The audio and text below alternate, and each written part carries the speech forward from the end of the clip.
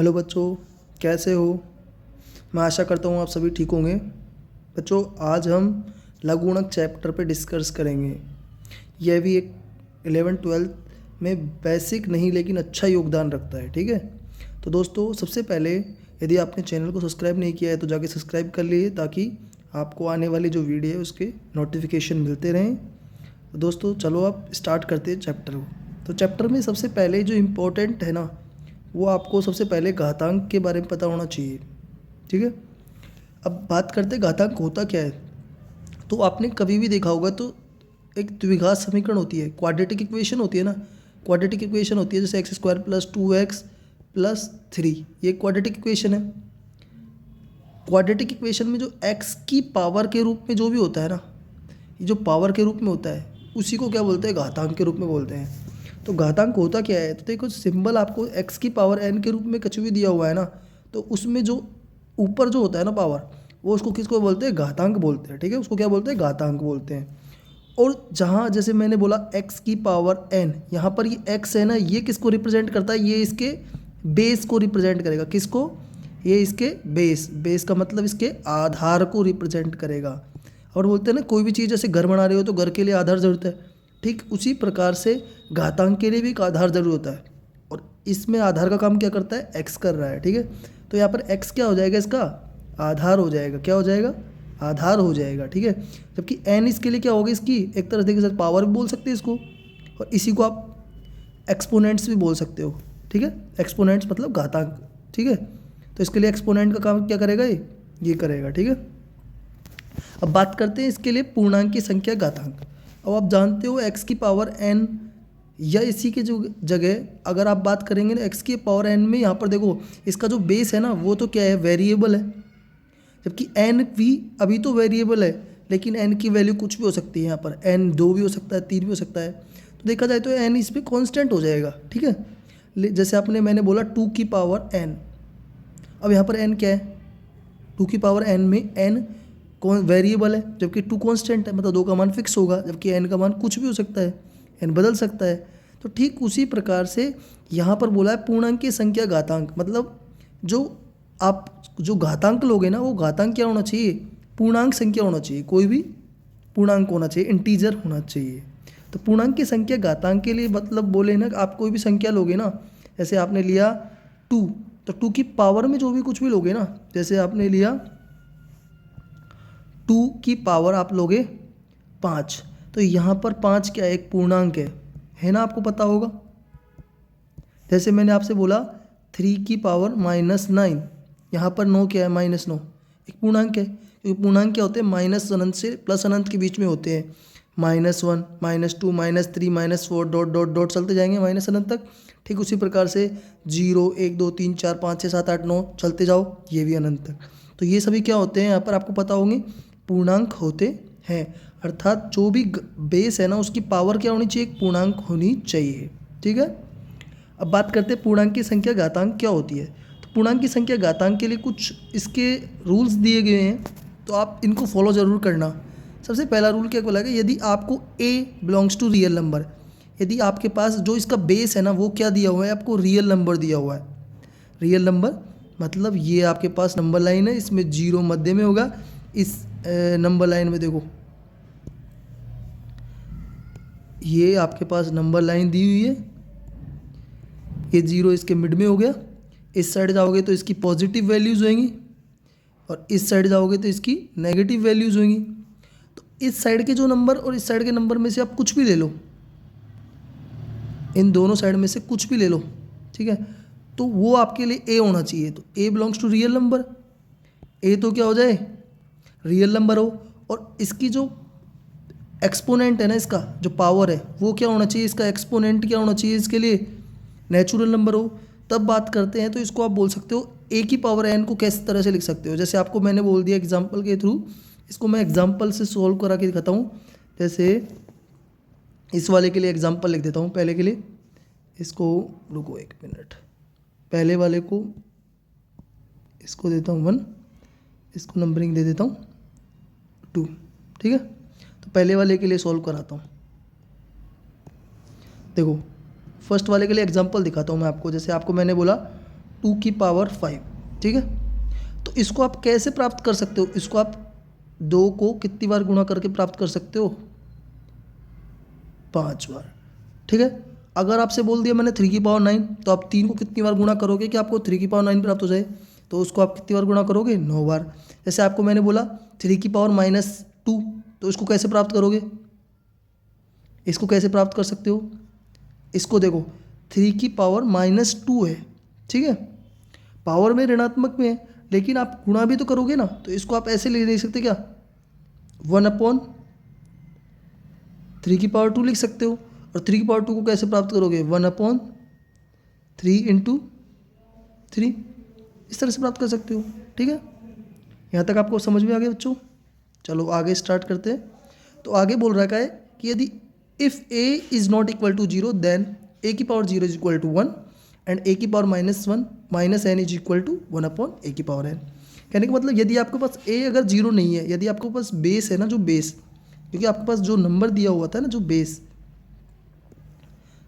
होता है a की पावर n में, ये क्या है, बेस, और ये बेस क्या नहीं हो, 0 नहीं होना चाहिए, ठीक है। अगर 0 नहीं है तब ध्यान रखना आप a की पावर 0, मतलब बेस 0 नहीं है और आप उसकी पावर, यदि आपके पास 0 है, बेस 0 नहीं है और उसकी पावर 0 है, तो उसका मान क्या होगा, 1 होगा। जैसे इसका एग्जांपल दिखाता हूँ, जैसे इसके एग्जांपल देख सकते हो, 2 की पावर 0 क्या होता है, 1 हो जाता है। 5 की पावर 0 1 हो जाता है, होता है ना। ठीक उसी प्रकार से कर सकते हो। सेकंड इसी में बोला था a की power -n is equal to 1/a की पावर n। अभी मैंने यूज में लिया था ये पैटर्न, इस पैटर्न को मैंने फॉलो किया था, कहाँ पे किया था, देखो मैंने 3 की पावर -2 है, इसको क्या लिख दिया, 1/3 की पावर 2, a की power -n is equal to 1/a की पावर n। तो ये प्रॉपर्टी यूज में ले सकते हो। तो इस तरह से आप समझ सकते हो कि किस तरह से पूर्णांकीय संख्या घातांक को, ठीक है। उसके बाद बात करते हैं परिमेय संख्या घातांक। तो परिमेय संख्या घातांक क्या होते हैं। अब परिमेय संख्या घातांक, इसको बोलते हैं रेशनल नंबर एक्सपोनेंट्स। अब रेशनल नंबर एक्सपोनेंट्स में क्या होता है, यदि यहाँ पर देखा जाए तो यहाँ पर जो इसका एक्सपोनेंट होता है ना, वो क्या होता है, एक रेशनल नंबर होता है, एक परिमेय संख्या होता है। तो रेशनल नंबर क्या होता है, इसकी प्रॉपर्टी में सबसे पहले देखो, पहला क्या बोल रहा है, यदि a belongs to real number a is not equal to 0, यदि आपके पास जो बेस है ना वो क्या हो, रियल नंबर हो, लेकिन क्या नहीं हो, 0 नहीं हो, मतलब 0 के अलावा कुछ भी हो, साथ साथ में उसने क्या बोल दिया, n कुछ भी हो, नेचुरल नंबर हो। जैसे मैंने a 0 ले लूँगा, उसके अलावा कुछ भी ले सकते हो आप, -2 की पावर 4 भी ले सकते हो, क्योंकि यहाँ पर -2 तो क्या हो गया, रियल नंबर है लेकिन 0 नहीं है, और इसकी पावर क्या थी, 4 क्या है, नेचुरल नंबर है। तो इस रूप में दिया हुआ है ना, तो ध्यान रखना a की पावर 1/n को क्या लिख सकते हो, nth रूट ऑफ a। जैसे आपने बोला -2 की पावर 1/4, इसको क्या बोलोगे, 4th रूट ऑफ -2, क्या बोलोगे, 4th रूट ऑफ -2, ठीक है, समझ में आ गया। उसके बाद बात करो, जब केवल धनात्मक मूल विचारणीय हो, अर्थात इसके जो रूट्स है ना, जब इसको आप सॉल्व करते हो ना, ये ध्यान रखना, a की पावर 1/n क्या होता है, nth रूट ऑफ a। इसी प्रकार से यदि आपको जो रूट चाहिए ना वो पॉजिटिव चाहिए ना, तो ध्यान रखना आपको मूल जब पॉजिटिव चाहिए, विचारणीय हो, तब ध्यान रखना a की पावर 1/n क्या लिखते हैं, nth रूट ऑफ a को इस रूप में लिखा जाता है। जैसे यदि आपके पास a क्या है, ग्रेटर देन 0 है, ठीक है, a क्या है, ग्रेटर देन 0 है, तब इसको आप क्या लिखोगे, जैसे मैंने बोला a बराबर तो मैंने मान लिया 2 और n बराबर मान लिया मैंने 5, तो इसको a की पावर n क्या लिख सकते हो, n बराबर मान लिया, तो इसको आप क्या लिखोगे, तो इसको आप दूसरे फॉर्म में कैसे लिख सकते हो, इसको ऐसे नहीं लिख सकते क्या। अब ये क्या है, 5th रूट ऑफ 2, 2 का 5वां मूल है, तो इस रूप में लिखोगे। यदि a की वैल्यू यदि आपके पास 0 से बड़ी हो तो आप इसको इस रूप में लिख सकते हो। इस रूप के अलावा आप दूसरे तरीके से कैसे लिख सकते हो, तो इसको 2 की पावर 1/5 भी लिख सकते हो, ठीक है, 2 की पावर 1/5 भी लिख सकते हो। तो 2 तरीके से आप लिख सकते हो, ठीक है। चलो आगे करते हैं। आगे की बात करते हैं। यहाँ तक आपने कर लिया था और आगे इसने बोला हुआ है कि यदि n कोई परिमेय संख्या है, n belongs to q, q is a rational number. q क्या होता है कि उसके अंदर वो सभी परिमेय संख्याओं का समुच्चय होता है, मतलब एक कलेक्शन होता है। कलेक्शन और समुच्चय में बहुत डिफरेंस होता है। कलेक्शन जो होता है ना वो डिफाइन, मतलब एक तरह से वेल डिफाइन नहीं होता, लेकिन जो सेट होता है ना वो एक डिफाइन होता है। तो नेचुरल नंबर का जो n बिलोंग्स टू q है, मतलब n क्या है, परिमेय संख्याओं का समुच्चय है। परिमेय संख्या है जो p बाई क्यू के रूप में होती है, तथा n क्या हो, p बाई क्यू के रूप में हो। मैंने बताया था अभी p बाई क्यू के रूप में हो। और जहाँ q जीरो नहीं होना चाहिए, क्योंकि डिनोमिनेटर अगर जीरो हो गया ना तो something upon zero is equal to infinite, और इन्फाइनाइट एक इनडिफाइंड वैल्यू होती है जिसको आप परिभाषित नहीं कर सकते हो। और p और q क्या होंगे, इंटीजर होंगे, मतलब जीरो नहीं होना चाहिए कि उसके अलावा कुछ भी हो जाए। इस रूप में दिया हुआ है ना, तो ध्यान रखना a की पावर p बाई क्यू को आप इस रूप में लिख सकते हो। क्यों, आपने एक प्रॉपर्टी पढ़ी होगी, अभी आपके आएगी काम में, तो इस प्रॉपर्टी से आप इसको इस रूप में कन्वर्ट कर सकते हो। तो ये क्या बोलेगा यहाँ पर, ए पी का क्यूबा मूल, ठीक है, ए पी का क्या है, क्यूबा मूल, ठीक है। उसके बाद बात करते हैं वास्तविक संख्या घातांक की। वास्तविक संख्या घातांक क्या होती है। तो वास्तविक संख्या घातांक की बात करते हैं तो इसके लिए सबसे पहले ध्यान रखना, यदि a की पावर n में a कोई रियल नंबर हो, यदि आपके पास a की पावर n में जो बेस है वो तो कोई रियल नंबर हो, और वो क्या हो, जीरो से बड़ा हो, जीरो के बाद कुछ भी हो, 0.5, 0.6 कुछ भी हो, और n आपके पास कोई रियल नंबर दिया हो, n मतलब जो उसका जो एक्सपोनेंट होता है ना, एक्सपोनेंट या पावर होती है, वो क्या हो कि बस कोई भी रियल नंबर हो, तो a की पावर n को आप क्या कर सकते हो, वास्तविक संख्या घातांक के रूप में विस्तृत किया जा सकता है, मतलब उसको एक्सपेंड किया जा सकता है, उसको, ठीक है, उसको विस्तृत किया जा सकता है, एक्सपेंड किया जा सकता है, ठीक है। अब इसकी कुछ प्रॉपर्टीज़ भी ध्यान रखना है आपको। जैसे सबसे पहले बात करते हैं लॉ ऑफ एक्सपोनेंट्स की, मतलब जो आपके पास क्या क्या नियम है एक्सपोनेंट्स करने के, मतलब जो घातांक होते हैं उसके कुछ नियम होते हैं।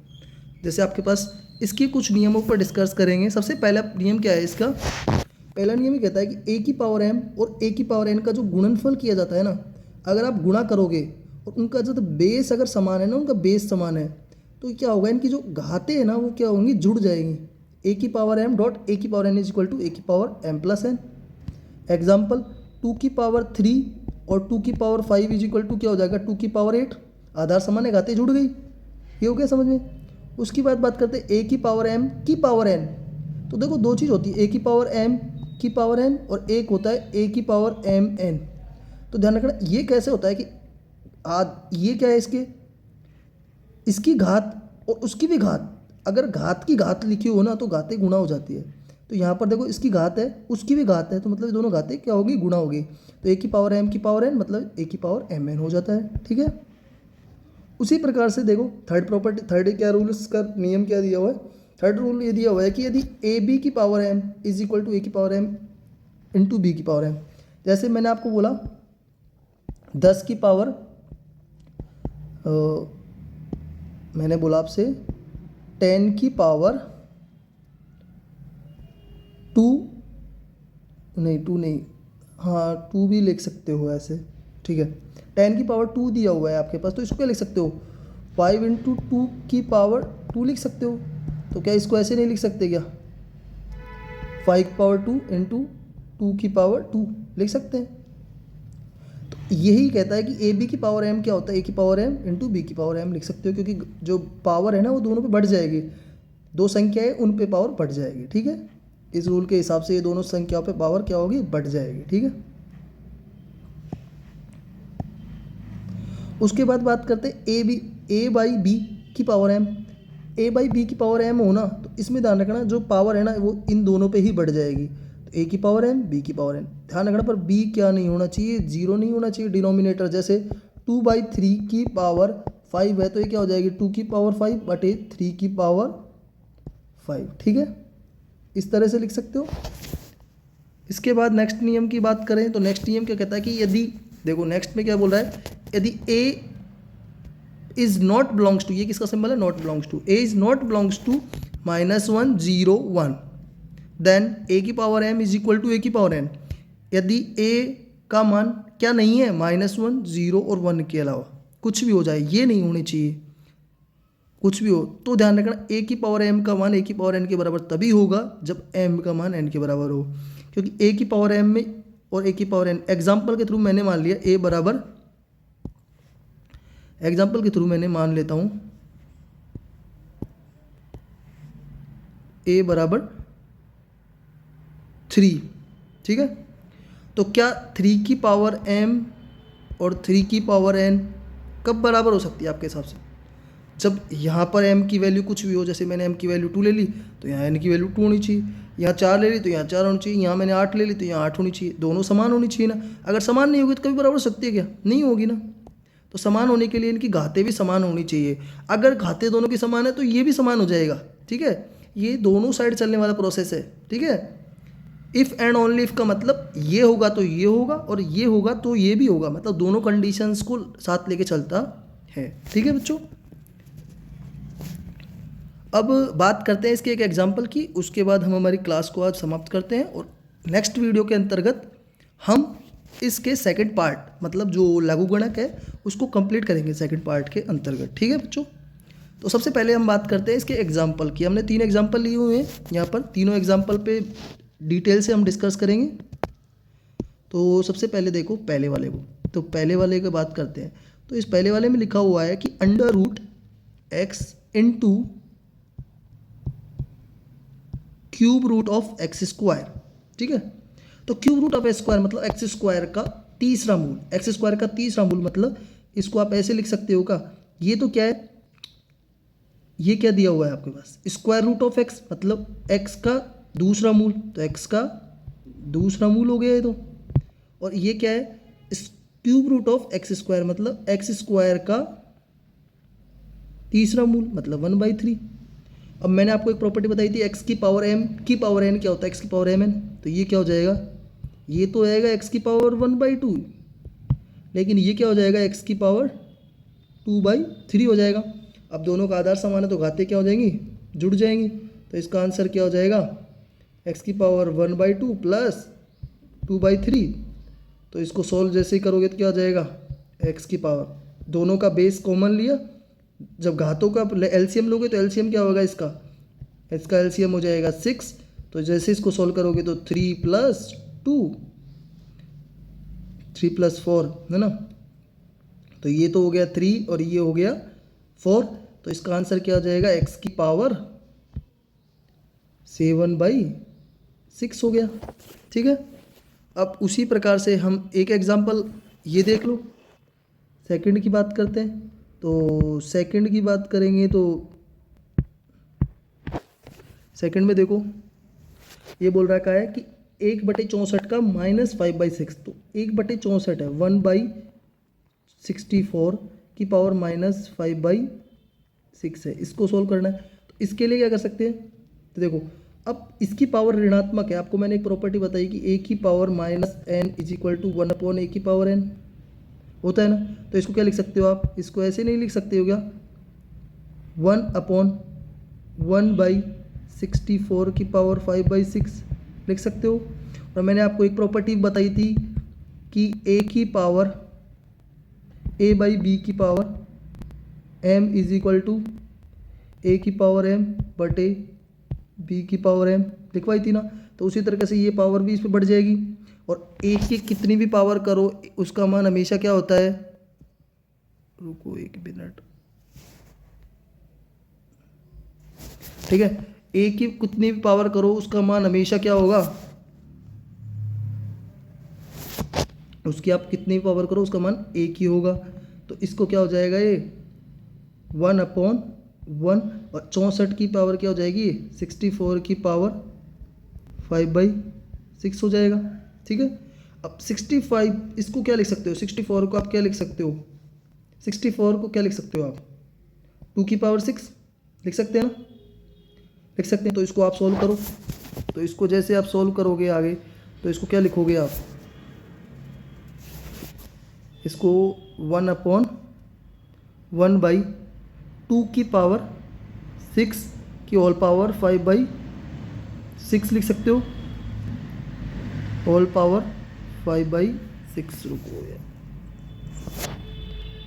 6 की पावर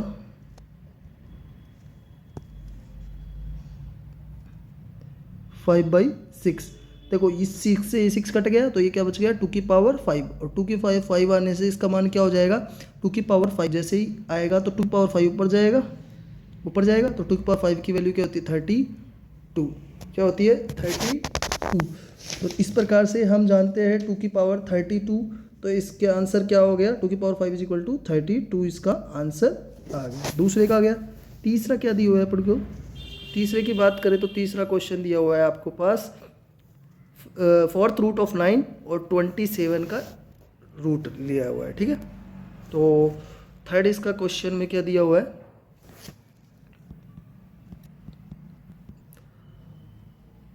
4th रूट ऑफ 9, ठीक है, 4th रूट ऑफ 9 और स्क्वायर रूट ऑफ 27, ठीक है। अब 4th रूट ऑफ 9 है मतलब 9 का चौथा मूल इनटू 27 का दूसरा मूल, 27 का दूसरा मूल, तो मतलब 27 का 1/2, ठीक है। ऐसे अब 9 का 4th मूल क्या हो सकता है, इसको क्या लिख सकते हो आप, ऐसे लिख सकते हो क्या 3 का स्क्वायर की पावर 1/4 लिख सकते हो, क्योंकि आपको पता है 3 का स्क्वायर क्या होता है 9, तो ऐसे लिख सकते हैं। और इसको क्या लिख सकते हो 3 के क्यूब लिख सकते हो, की पावर क्या है 1/2, तो ये क्या हो जाएगा 3 की पावर 1/2, क्योंकि घात के ऊपर घात है तो घातें गुणा हो जाती है, और ये क्या हो जाएगा 3 की पावर 3/2। आधार दोनों के समान है तो घातें क्या हो जाएंगी जुड़ जाएंगी, घातें जुड़ जाएंगी तो क्या हो जाएगी 3 की पावर 1/2 प्लस 3/2, दोनों को जोड़ेंगे तो क्या हो जाएगा इसका आंसर 3 का स्क्वायर, और 3 का स्क्वायर क्या होता है 9। इसी के साथ हमारे ये क्वेश्चन समाप्त होता है। दोस्तों यदि आप चैनल को अच्छा लगा हो, वीडियो को अच्छी लगी हो तो चैनल को ज़रूर सब्सक्राइब करना और पूरी वीडियो देख के जाना, ठीक है। थैंक यू, तो धन्यवाद आपका।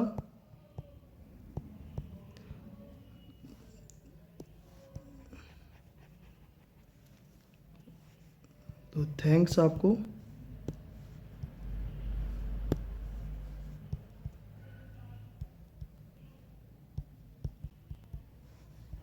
ठीक है, ओके।